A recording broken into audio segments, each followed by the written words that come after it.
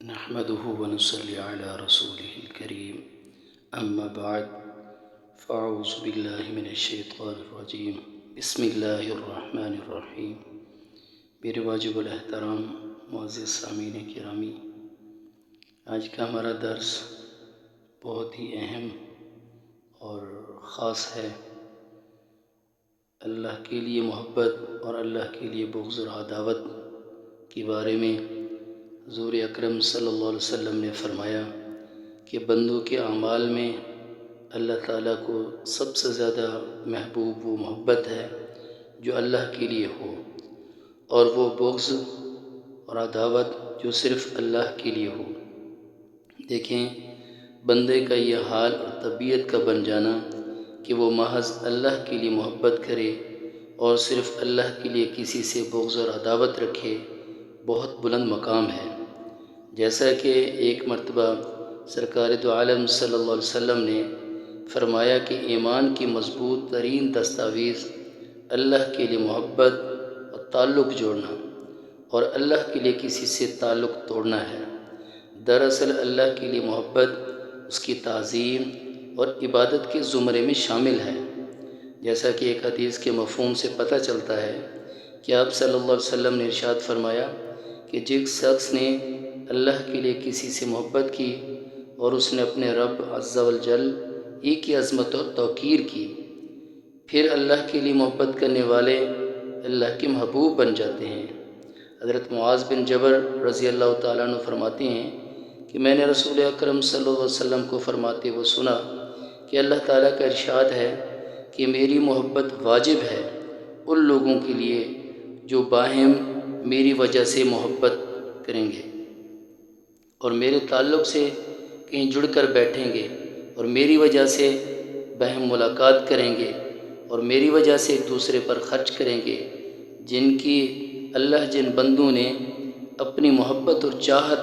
اور اپنی ظاہر و باطنی تعلق کو اللہ تعالیٰ کی رضا جوئی کے تابع کر دیا۔ یہ ان کا حال یہ ہے کہ وہ جس سے محبت کرتے ہیں اللہ کے لیے کرتے ہیں، جس کے پاس بیٹھتے ہیں تو اللہ کے لیے بیٹھتے ہیں، جس سے ملتے ہیں تو اللہ کے لیے ملتے ہیں، اور جس پر خرچ کرتے ہیں تو اللہ کی رضا اور محبت کے لیے۔ ایسے لوگوں کو اللہ کی رضا اور محبت نصیب ہوتی ہے۔ حضور اکرم صلی اللہ علیہ وسلم نے اللہ تعالیٰ کے اس بشارتی منشور کا اعلان فرمایا ہے کہ میرے ان بندوں کے لیے میری محبت واجب اور مقرر ہو چکی ہے، میں ان سب سے محبت کرتا ہوں، ان سے راضی ہوں، وہ میرے محبوب اور پسندیدہ بندے ہیں۔ اے اللہ تو ہمیں بھی اپنے ان پسندیدہ بندوں میں سے کر دے جو تیرے ہی لیے آپس میں محبت کرتے ہیں اور تیرے ہی لیے جڑ کر بیٹھتے ہیں اور تیرے ہی لیے ایک دوسرے پر خرچ کرتے ہیں۔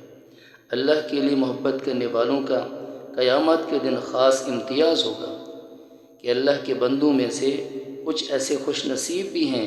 جو نبی یا شہید تو نہیں، لیکن قیامت کے دن انبیاء اور شہداء کے اس خاص مقام و قرب کی وجہ سے ان پر رشک کریں گے۔ صحابہ نے عرض کیا یا رسول اللہ صلی اللہ علیہ وسلم، ہمیں بتلا دیجئے کہ وہ بندے کون ہیں؟ آپ علیہ السلام نے فرمایا کہ یہ وہ لوگ ہیں جنہوں نے بغیر کسی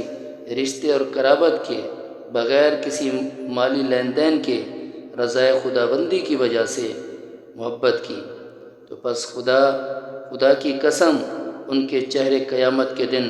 نورانی ہوں گے، بلکہ سراسر نور ہوں گے، اور وہ نور کے منبر پر ہوں گے، اور عام انسانوں کو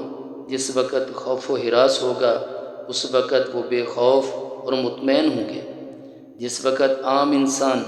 غم میں مبتلا ہوں گے وہ بے غم ہوں گے۔ اس موقع پر آپ نے قرآن کی آیات تلاوت فرمائی، الا ان اولیاء اللہ لا خوف علیہم ولا هم یحزنون، جو اللہ کے دوست اور اس سے خاص تعلق رکھنے والے ہیں ان کو خوف و غم نہ ہوگا۔ آج دنیا کے اندر ہر شخص اپنے قریبی رشتہ داروں کے ساتھ محبت و تعلق کی بنا پر اچھا سلوک ایک فطری تقاضے کی بنا پر تو کرتا ہی ہے، لیکن کسی قرابت اور رشتہ داری کی بغیر، کسی مالی لین دین کے، کسی ہدیے اور تحفے کے بغیر محض اللہ کے دین کے تعلق سے کسی سے محبت کرنا ایک ایسی ایمانی صفت ہے جس کی اللہ تعالیٰ کے ہاں بڑی قدر و قیمت ہے۔ اس کی وجہ سے بندہ اللہ تعالیٰ کا محبوب اور خاص و مقرب بن جاتا ہے۔ قیامت میں اس پر اللہ تعالیٰ کی ایسی نوازشیں ہوں گی کہ انبیاء اور شہداء اس پر رشک کریں گے۔ اللہ تعالیٰ سے دلی دعا ہے کہ ہمیں خالصتاً اپنی رضا کے لیے محبت کرنے کی توفیق عطا فرمائے۔ وآخر دعوانا الحمدللہ۔